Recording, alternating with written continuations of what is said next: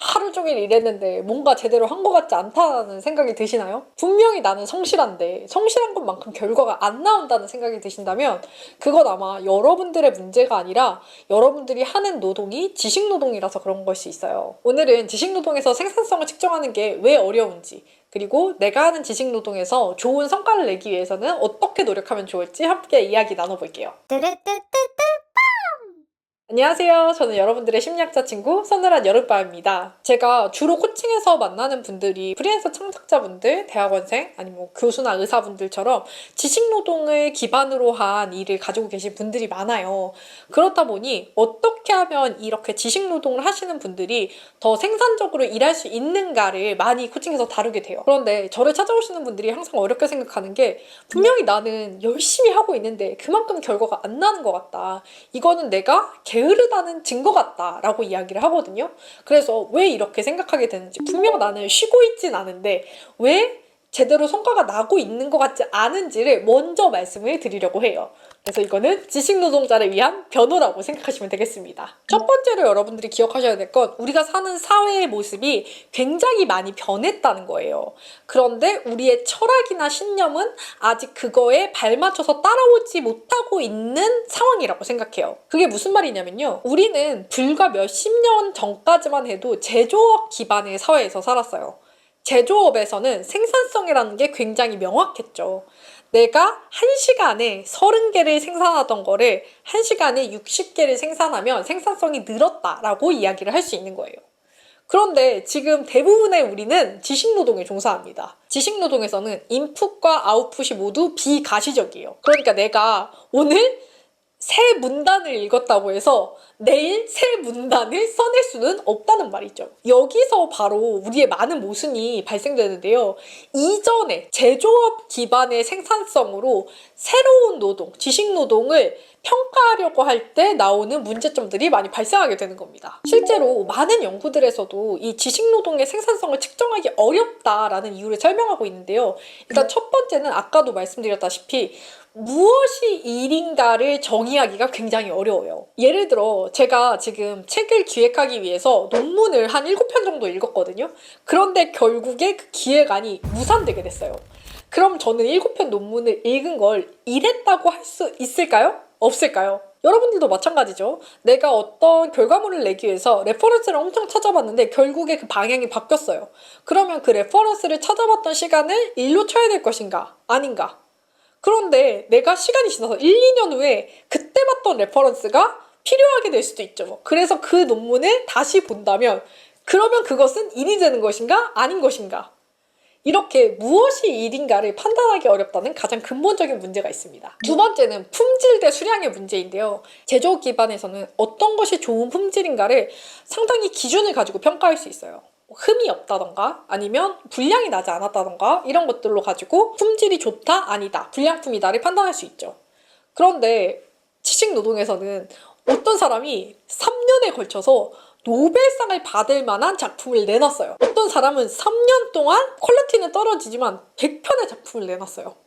자, 이 둘 중에 누가 더 훌륭한 작가라고 말할 수 있을까요? 굉장히 판단이 어렵죠. 그래서 품질과 수량 중에서 어떤 것들을 더 비중을 두고 결정해야 될지가 어렵다라는 문제가 있습니다. 세 번째는 많은 직장인분들이 고민하시는 건데요. 지식노동은 혼자 되지 않아요.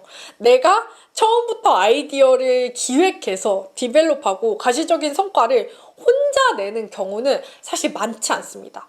대부분의 직장에서는 팀으로 일하기 때문에 A가 낸 아이디어 조금, B가 낸 아이디어 조금, C가 낸 아이디어 조금을 합쳐서 아이디어가 만들어지고 이 아이디어가 디벨롭되는 과정에서도 뭐 디자이너의 노력이 들어가고 개발자의 노력이 들어가면서 결국 하나의 프로덕트가 나오기까지 모두의 노력이 합쳐지는 거예요. 그러다 보니 과연 어디서부터가 내가 한 영역이고 어디서부터가 아닌지를 명확하게 이야기하기 어렵다. 그러니까 이 부분은 내 거예요 라고 내가 투여한 만큼의 생산성을 주장하기가 어렵다라는 문제가 있죠. 근데 이게 왜 문제가 되냐면요. 나중에 이력서를 쓰거나 아니면 내가 한 일들을 돌아봤을 때 실제로 내가 한 일이 없는 것 같아 라는 혼란이 생길 수 있는 거예요. 네 번째 요인은요. 맥락적 요인이에요. 지식노동이라는 건 맥락에 따라서 잘한 게 될 수도 있고요. 아닌 게 될 수도 있어요. 예를 들어 제 유튜브를 보세요. 제 유튜브 누군가한테는 굉장히 가치 있는 정보를 전달하고 있다라는 평가를 들을 수도 있고, 또 어떤 사람들은 클릭하고 바로 나가서 여기까지 올지도 못했겠죠. 그러면 제 컨텐츠는 똑같은 컨텐츠인데도 누군가에게는 좋은 컨텐츠가 되고 누군가에게는 아닌 컨텐츠가 되는 거예요.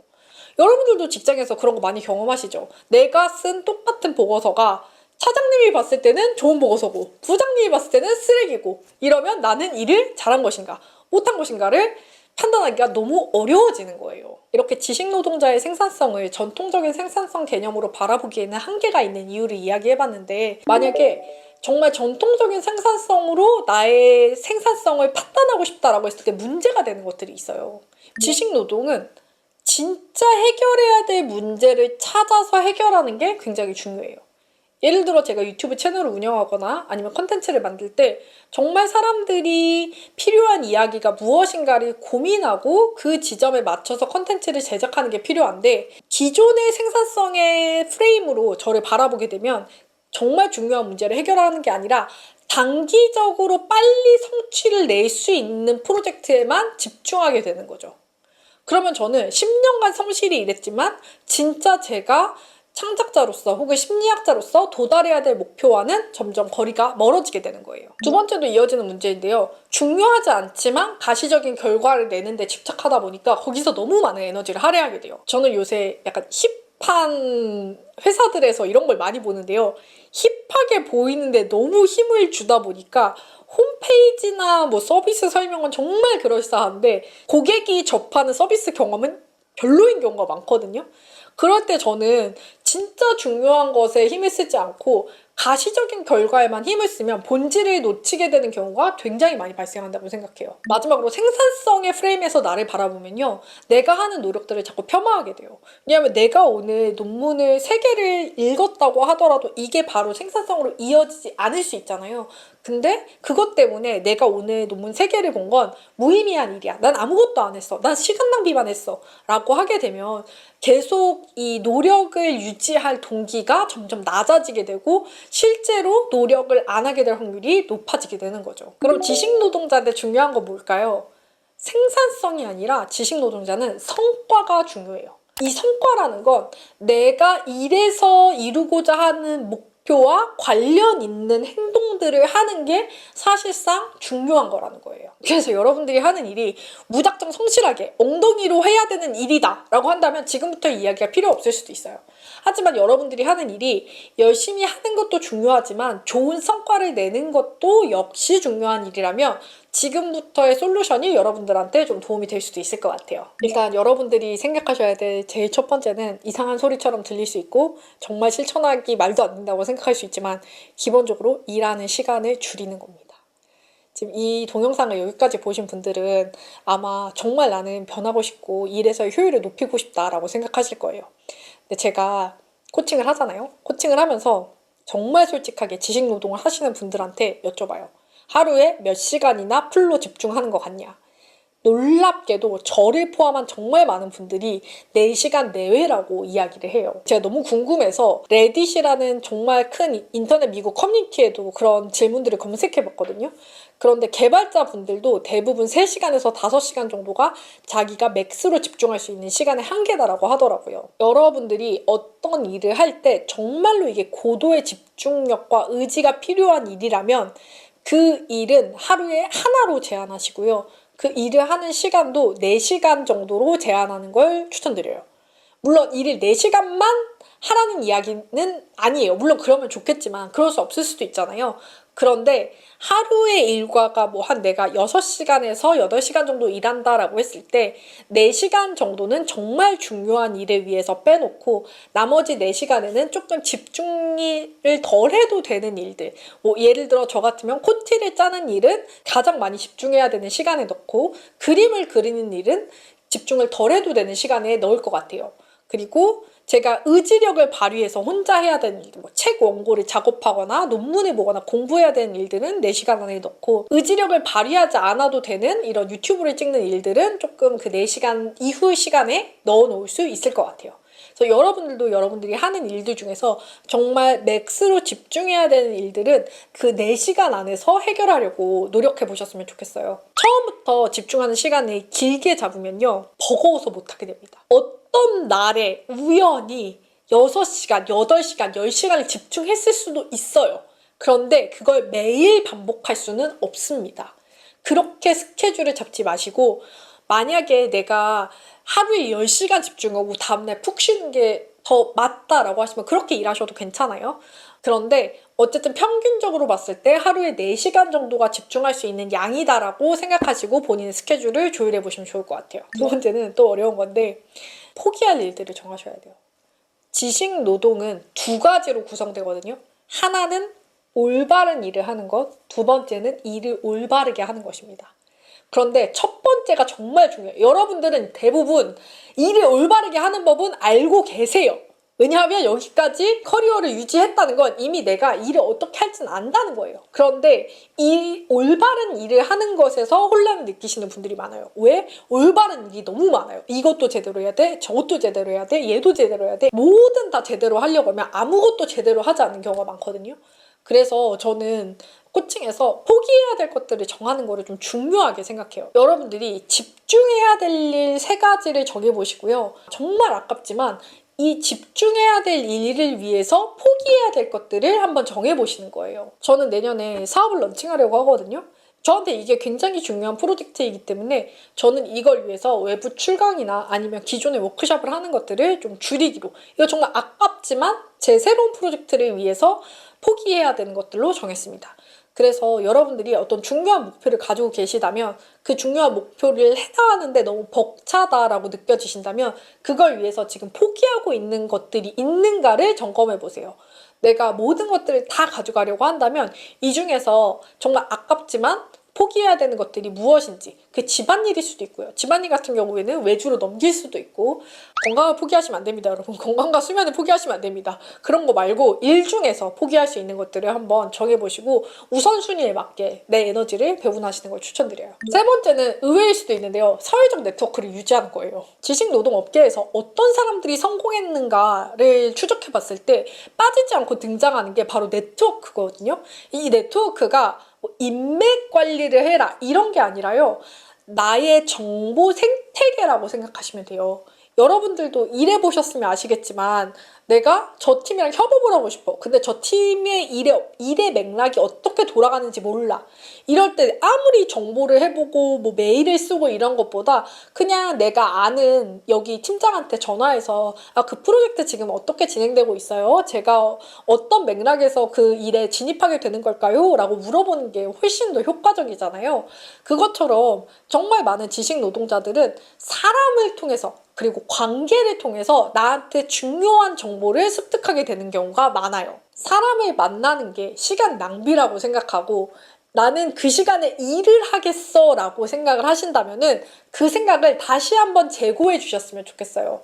왜냐하면 지식노동자는 아까도 말씀드렸지만 관계를 통해서 일하는 거란 말이에요. 그래서 좋은 관계, 그러니까 막 완전 친하고 베프가 되라 이게 아니라 신뢰로운 관계, 협업할 수 있는 관계를 잘 유지해 두는 거, 그리고 스몰톡을 하고 사람들에게 친절하게 대하고 이런 가벼운 사회적 활동들 있죠. 어떻게 보면 쓸데없어 보이는 것들이 사실은 우리의 성과에 굉장히 중요한 영향을 줄 수 있다는 사실을 기억하시면 좋을 것 같아요. 그래서 지금 좋은 관계를 유지하려고 노력하시는 분들은 정신건강적으로도 커리어적으로도 멋진 노력을 하고 계시다고 생각합니다. 네 번째는 저 가장 강조하는 건데요. 일상적인 회복 루틴을 만드는 거예요. 당연하지만 좀 지키기 어렵기도 해서 제가 이거는 그냥 원칙을 좀 만들려고 하고 싶어요.